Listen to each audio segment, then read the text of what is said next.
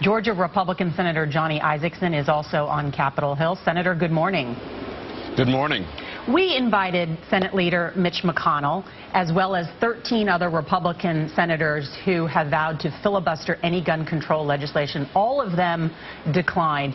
Do you think your fellow Republicans owe the families of these Newtown victims a vote?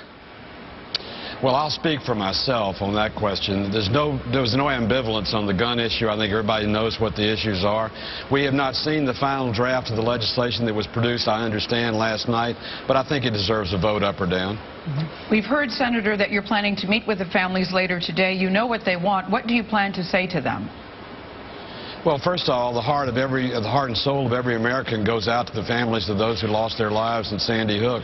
And they deserve a right to be able to sit down and talk with me, and I gave them that right, and we'll be happy to meet with them. There's a lot of pressure coming from all sides on this. Is it having an impact from the NRA to gun rights organizations?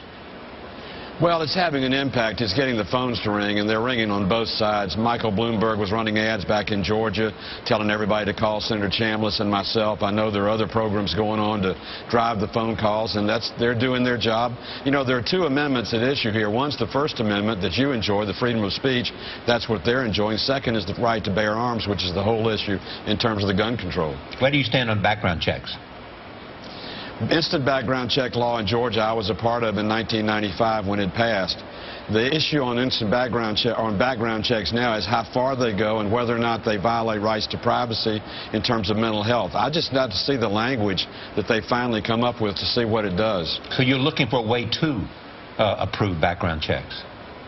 I'm looking for a way to do what's right for the people of Georgia. I stand for the Second Amendment. I want our people to have unfettered access to be able to exercise their constitutional right.